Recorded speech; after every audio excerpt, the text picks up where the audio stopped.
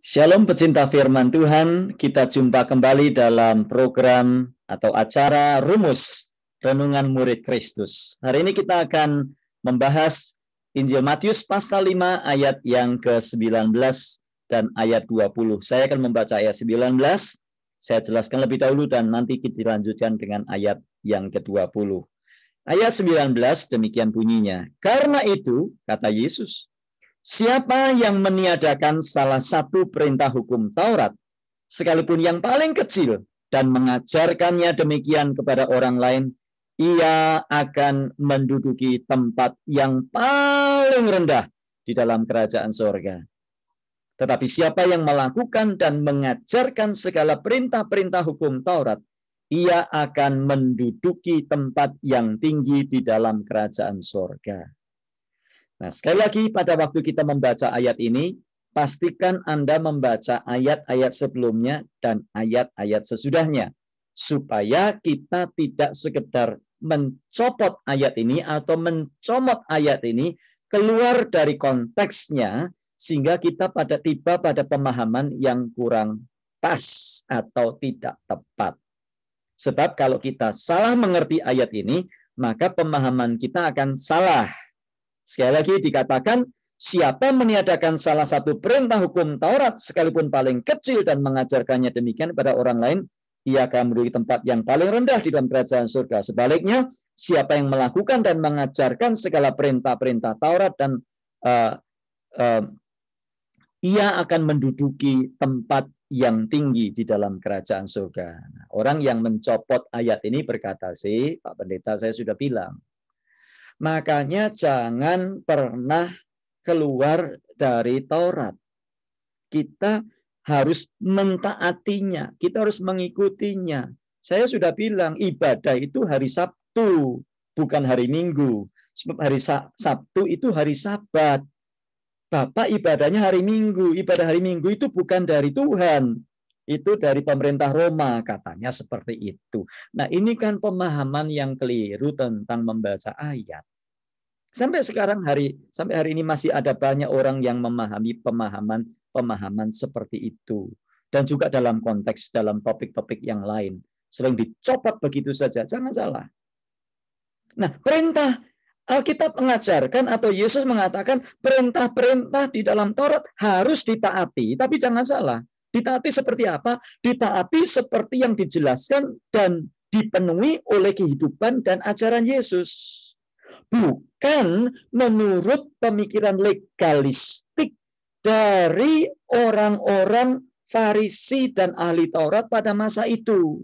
Misalnya, mereka membawa korban persembahan, lembu sapi, kambing domba, burung tekukur.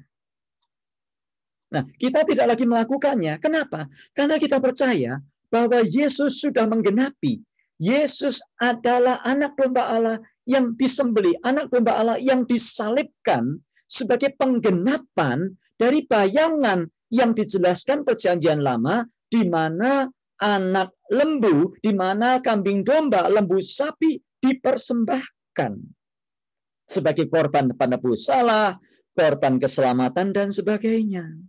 Orang Kristen tidak mentaati hukum Taurat sebagai sarana supaya diselamatkan, sarana supaya dibenarkan di hadapan Allah.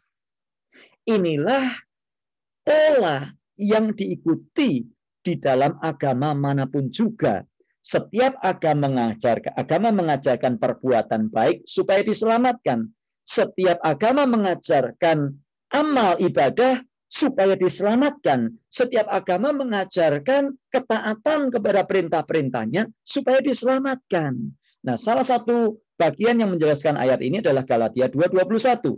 Sebab sekiranya ada kebenaran oleh hukum Taurat, maka sia-sialah kematian Kristus. Lalu bagaimana selanjutnya? Nah, kita lanjut ayat 20. Matius 5 ayat 20. Maka aku berkata kepadamu, kata Yesus, jika hidup keagamaanmu tidak lebih benar daripada hidup keagamaan ahli-ahli Taurat dan orang-orang Farisi, sesungguhnya kamu tidak akan masuk dalam kerajaan surga. Apa maksudnya? Apakah berarti kita harus lebih baik dari orang Farisi, lebih baik dari ahli-ahli Taurat, supaya kita masuk surga? Berarti sama saja dengan yang diajarkan mereka. Nah, ahli Taurat dan orang Farisi ini adalah orang-orang yang luar biasa di dalam hal ketaatan mereka kepada perintah agama dalam hidup keagamaan mereka. Nah, bagaimana kita bisa lebih benar? Bayangkan, orang Farisi sangat teliti dalam mentaati hukum, sehingga mereka bahkan memberikan perpuluhan dari rempah-rempah dari kebun mereka loh. Matius 23 ayat 23. Bahkan di dalam hal ketaatan mereka kepada Sabat, mereka sangat teliti. Bahkan menggunakan telepon pun tidak boleh. Karena menggunakan telepon artinya adalah bentuk pekerjaan. Nah, kalau Anda pernah pergi ke Israel, hari Sabat di Yerusalem, tombol elevator atau tombol lift itu tidak berfungsi pada hari Sabat. Kenapa? Karena memencet tombol itu sama dengan bekerja. Begitu ketatnya kehidupan mereka, begitu ketatnya mereka mentaati perintah-perintah Allah, perintah-perintah hukum Taurat. Nah, untuk menjelaskan hal ini, ada baiknya kita membaca kesaksian Rasul Paulus yang tadinya adalah orang Yahudi yang sangat-sangat tulen, sangat-sangat saleh. Bahkan dia adalah anggota Sanhedrin, anggota majelis agama. Filipi 3 ayat 6-9 mencatat tentang kegiatan aku penganiaya jemaat, tentang kebenaran dalam mentaati hukum Taurat, aku tidak bercacat. Loh, siapa yang bisa mengalahkan Rasul Paulus seperti ini? Ini tipikal orang-orang Yahudi yang sangat-sangat saleh, tidak bercacat di dalam menjalankan Taurat. Mereka pikir begitu. Padahal kenyataannya ada banyak yang mereka tidak bisa mencapai kepada kesempurnaan. Karena hukum Taurat itu sifatnya adalah kalau satu dilakukan, yang lain juga harus dilakukan. Tidak melakukan satu hal, walaupun kecil, sama saja Anda dan saya tidak melakukan yang lainnya. Inilah ketidaksempurnaan pelaksanaan hukum Taurat. Tetapi mereka berkata, aku tidak bercacat.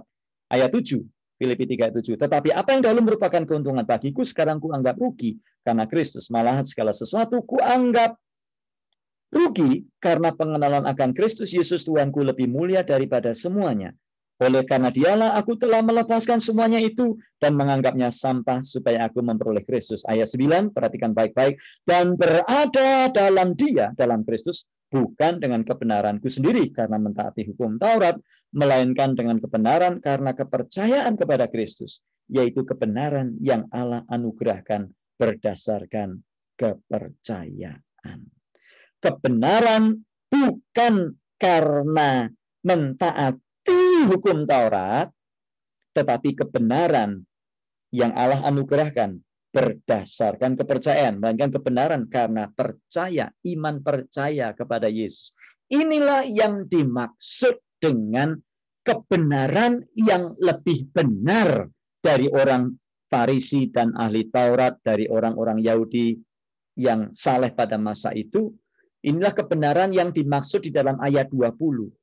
Bukan supaya kita ini lebih baik lagi daripada orang Farisi dan ahli Taurat, bukan. Tetapi kebenaran yang lebih benar daripada orang Farisi dan ahli Taurat adalah kebenaran karena iman di dalam Tuhan Yesus Kristus, yang karenanya Anda dan saya berbuat baik. Kebenaran orang Farisi dan ahli Taurat adalah kebenaran karena mentaati Taurat, perbuatan baik, korban, ibadah, ketaatan, dan sebagainya, supaya dibenarkan oleh Tuhan Allah. Tapi kebenaran yang lebih benar yang dimaksud Yesus di sini adalah kebenaran karena iman percaya kepada Yesus Kristus yang sudah menggenapi hukum Taurat. Nah, saya ingin berbagi sesuatu, silakan perhatikan di layar Anda semua. Inilah yang sedang terjadi. Supaya orang diselamatkan, ini juga diajarkan di agama-agama, bukan saja orang Farisi dan ahli Taurat. Hampir semua agama mengajarkan seperti ini. Ya, supaya engkau dibenarkan, supaya engkau masuk surga, supaya engkau diselamatkan, engkau harus A, B, C, D, beragama tertentu, beragama A. Kemudian apa? Melakukan korban. Ya harus korbannya harus sekian, sekian, sekian, sekian, sekian. Ya, kalau tidak sekian, kamu akan tidak masuk surga dan sebagainya. Nah, orang Kristen juga banyak yang seperti itu. Perbuatannya harus begini, begini, begini, begini. Kalau tidak, kamu tidak diberkati nanti. Lalu perbuatan baik. Harus berbuat baik. Melakukan amal. Perbuatan baik harus. Supaya diselamatkan, supaya masuk surga. Lalu juga ibadah. Jangan sampai lupa ibadah. Doa harus. Kalau kamu doa kelewatan atau terlompatkan atau terlewati, Anda tidak akan masuk surga. Ketaatan harus taat. Menjalankan perintah-perintah agama harus taat. Supaya Anda dibenarkan, diselamatkan. Inilah dimaksud kebenaran ahli Taurat dan orang Farisi. Kebenaran menurut Taurat. Melakukan amal ibadah supaya diselamatkan. Tapi bagaimana kebenaran yang lebih benar? Menurut ayat 20, menurut Tuhan Yesus. Kebenaran yang lebih benar yang dimaksud Tuhan Yesus adalah tadi yang dikatakan Paulus. Melakukan kebenaran, bukan mendapatkan kebenaran. Memperoleh kebenaran bukan karena melakukan hukum Taurat atau hukum agama apapun juga, tapi mendapatkan kebenaran karena iman kepada Yesus Kristus yang sudah menggenapkan hukum Taurat, yang sudah mati di kayu salib, yang sudah bangkit, yang sudah naik ke surga bagi saudara dan saya. Kita percaya kepada Dia yang olehnya kita dibenarkan. Nah, apa yang harus kita lakukan sebagai orang-orang yang sudah dibenarkan? Apakah kita boleh hidup semau-maunya? Apakah kita hidup boleh sebebas-bebasnya karena kita diselamatkan dalam Kristus Yesus? Anda salah. Karena Yakobus 2 berkata, iman tanpa perbuatan pada hakikatnya adalah mati. Kalau begitu, sebagai orang-orang yang sudah diselamatkan, sebagai orang-orang yang sudah dibenarkan melalui iman kepada Yesus Kristus, maka apa yang harus kita lakukan? Kita berkorban, tapi bukan kambing domba, burung tekukur, dan lembu sapi, bukan. Tetapi kita melakukan ibadah penyembahan. Kita berkorban sebagai ungkapan syukur karena kita sudah diselamatkan. Anda dan saya memberi persembahan di gereja sebagai ungkapan syukur, bukan supaya kita diselamatkan. Anda membawa perpuluhan bukan supaya diselamatkan, tapi sebagai ungkapan syukur karena Allah sudah memberikan jaminan keselamatan kepada kita. Ada perbuatan baik. Jadi orang Kristen harus berbuat baik gak? Harus. Karena kita sudah diselamatkan. Tapi bukan berbuat supaya diselamatkan. Jadi seharusnya perbuatan baik kita lebih baik dari semua orang. Karena kita sudah diselamatkan. Sebagai ungkapan syukur. Orang Kristen harus beribadah enggak? Harus berdoa enggak? Harus. Tapi bukan sebagai satu kewajiban agamawi. Tapi doa adalah ekspresi satu kerinduan kita kepada Allah. Yang karena kita mengambil waktu untuk berdoa. Bukan berdoa karena takut. Wah, nanti kalau saya nggak berdoa, saya kecelakaan. Aduh, kalau saya nggak berdoa nanti tokonya nggak laku. Aduh, kalau saya nggak berdoa nanti kena virus corona. Aduh, kalau saya tidak berdoa nanti anak saya tidak sukses. Banyak orang datang ke gereja, ibadah, berdoa, membaca Alkitab dengan mentalitas seperti itu. Keliru. Lakukanlah itu sebagai orang-orang yang sudah dibenarkan. Dan karena kita mengucap syukur kepada Tuhan. Apakah kita masih harus taat? Masih dong. Anda dan saya dipanggil untuk taat. Bukan justru hidup sembarangan. Bukan justru hidup dalam dosa. Kemarin saya berbagi dari Roma pasal 6. Bagaimana mungkin kita masih terus berbuat dosa? Nggak mungkin. Kalau Anda sudah sungguh-sungguh beriman kepada Kristus, diselamatkan, dibenarkan karena Kristus, nggak mungkin hidup kita sembarangan. Nggak mungkin postingan kita di Facebook, Instagram, di TikTok, di Twitter sembarangan. Nggak mungkin. Nggak mungkin kita forward, kita teruskan berita-berita di WA, kita tulis sembarangan, ngaco-ngaco, marah-marah, maki-maki. Bukan itu. Perbuatan kita seharusnya adalah perbuatan yang lebih karena kita mengucap syukur kepada Tuhan. Hiduplah sebagai orang yang sudah dibenarkan, yang karenanya kita lebih benar, melakukan kehidupan yang lebih benar daripada yang mereka pikir benar. Itulah yang dikatakan Matius 5 ayat 20. Benar-benar lebih benar. Tuhan memberkati. Mari kita berdoa. Ya Tuhan, tolong kami supaya kami hidup melakukan apa yang Tuhan Yesus perintahkan. Melakukan apa yang Yesus ajarkan. Sesuai dengan apa yang Tuhan maksudkan dalam hidup kami. Ajari kami Tuhan, untuk hidup melakukan semua ketaatan, melakukan semua ibadah, melakukan semua perbuatan baik, bukan supaya kami diselamatkan dan dibenarkan, bukan supaya kami masuk surga, tetapi karena kami sudah diselamatkan, karena kami sudah dibenarkan di dalam Yesus Kristus. Karena Yesus sudah memberikan kepada kami jaminan keselamatan. Terpuji Engkau kekal selamanya. Dalam Tuhan Yesus kami berdoa. Amin. Sampai jumpa di lain kesempatan. Tuhan memberkati Anda semua dimanapun Anda berada hari ini dan sampai selama-lamanya. Amin.